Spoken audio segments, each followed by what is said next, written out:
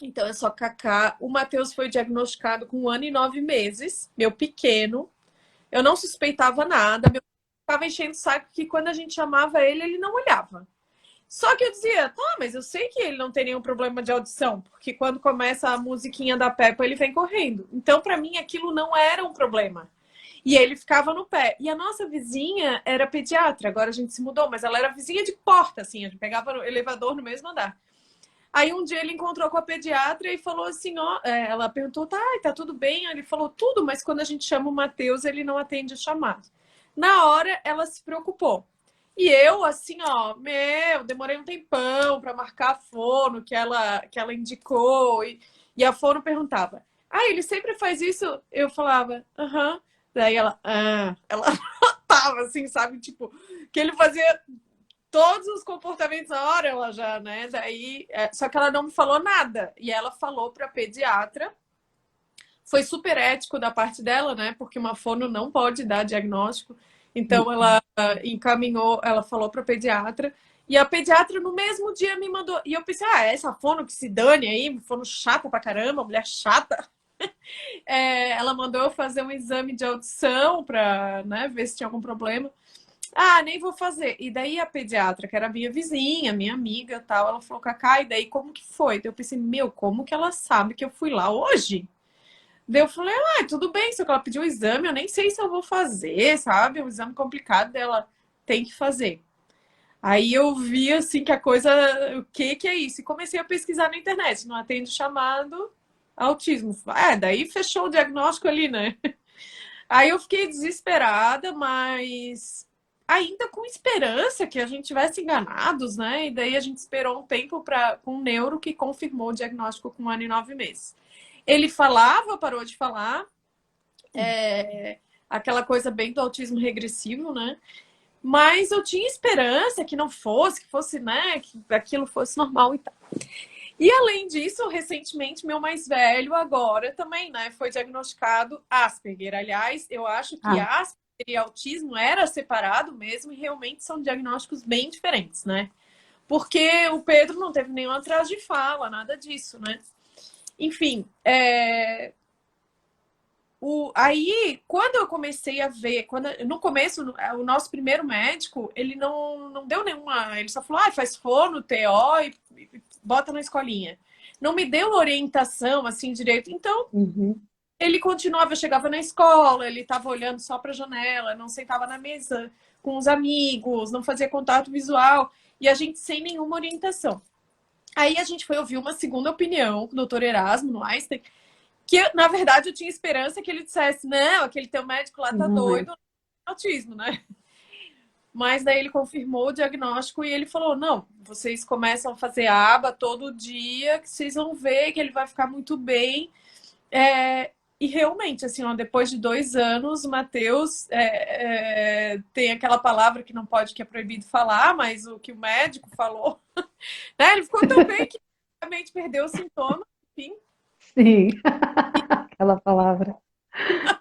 Mas foi o desenvolvimento neuronal dele. Ele tem uma genética boa que proporcionou isso. Isso, um E fora a desenvolvimento. estimulação precoce, né? Porque logo que começou, que E fechou o diagnóstico. verdade, esperou 6 meses por esse outro médico, então foram 6 meses perdidos. Uhum, E quando eu comecei a ver a aba, o que que era, eu dizia, Maíra, tu tem que ficar. A Maíra Gaiato foi quem nos ensinou tudo, né? Eu ia para lá, aprendi, depois eu sentava em casa também, eu que colocava em prática com o Matheus no dia a dia.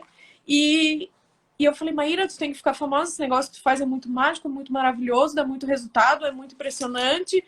E e daí eu pensei, como para me organizar, eu sempre gostei de escrever, eu pensei, ao invés de escrever só para mim, eu vou escrever, pedir para o meu marido para me ajudar a fazer um site. E daí tudo que eu ia aprendendo, todos os vídeos, eu ia fazendo vídeo, eu ia aprendendo coisa, eu ia botando lá. Porque eu não encontrava nada na internet. Antes de eu achar a Maíra, eu só via coisa horrível na internet, só via, sabe, não, nos livros mesmo, eu buscava, não encontrava informação do que eu posso fazer pelo meu filho, para ajudar ele, para estimular ele no dia a dia. Não é possível que a mãe não possa fazer nada, né? Só achava registro dos clássicos, né? Daquele autista clássico, né? E Clássico, dando dos mais depoimento, severos. não ouvia nada sobre tratamento, sobre aba, nada, não achava nada na internet, só Numa achava. linguagem acessível, né? Que é você ler Sim. artigo é uma coisa. Isso. Uhum. Eu, para as mães, não tinha. Eu, eu acho que vocês duas passaram por isso de maratonar, né? De passar noites e noites pesquisando, lendo, né, Total, Cacá? total. Mas a Cacá, Procurando. a Cacá, ela me deu muito dos caminhos, porque ela estava trilhando isso há um tempo. No início, eu buscava no site dela, toda essa conexão com a Maíra, foram pessoas, assim, extremamente importantes no desenvolvimento. Sim, Querida, é nossa, real, isso é verdade. Idem, é idem. Eu maratonei o total. canal dela em uma semana. Netflix? O que é Netflix? Eu olho kkkk, autistólogos direto. Que Não, mas legal. é real, é isso. Porque é o que tinha conteúdo e é o que, querendo ou não, te dá uma esperança.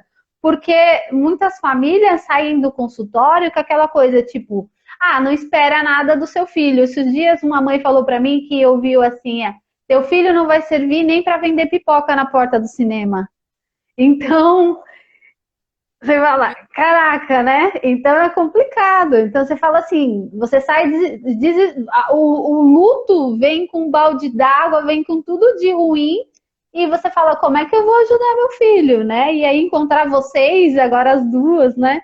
Dá uma esperança, aquece sim o coração de falar, não, tem jeito, eu vou tentar, né?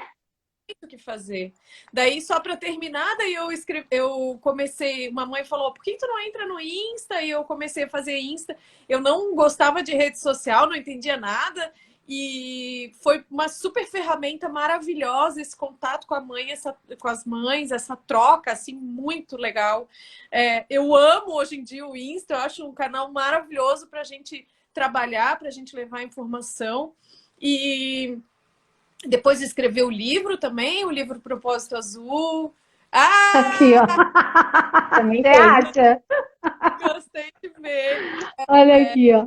Faz com 100% da renda para causa. A gente procurou colocar todas as informações assim que eu considero imprescindíveis que as famílias precisam saber, porque às vezes a gente leva anos para entender por que o nosso filho tem autismo, é minha culpa, não é? Enfim, quais são as causas, quais são os sintomas, o que a gente pode fazer em casa, os meus direitos, né? Enfim, eu procurei colocar tudo lá que eu achava mais importante. Depois a pessoa pode se aprofundar, né? Uhum, Eu sempre digo assim: primeiro leia o livro para ter uma visão geral. Depois, uhum. uma dúvida, procure no site, que tem uma visão mais profunda. E o Insta é para sempre ir ali se atualizando, né? Sempre somando. Então, eu acho que esses três canais, assim, levam bastante informação. Meu sonho é que toda criança com autismo tenha acesso ao tratamento, mesmo que seja a família aplicando, porque eu sempre digo que o problema não é financeiro. O problema é a falta de informação. E isso não é só no Brasil, é no mundo. A gente vê que muitos países, até de primeiro, né, países de primeiro mundo, são ainda as pessoas não têm informação, ainda falta informação. Então, eu tenho seguidores do Japão, da Suíça, sabe, da Austrália, da França, enfim, de todos os países que vocês puderem imaginar. Então, claro, brasileiros, né? Mas Uhum. da África também pessoas que falam espanhol. Então, enfim, a gente vê que falta muita informação no mundo em geral. Vocês me mandam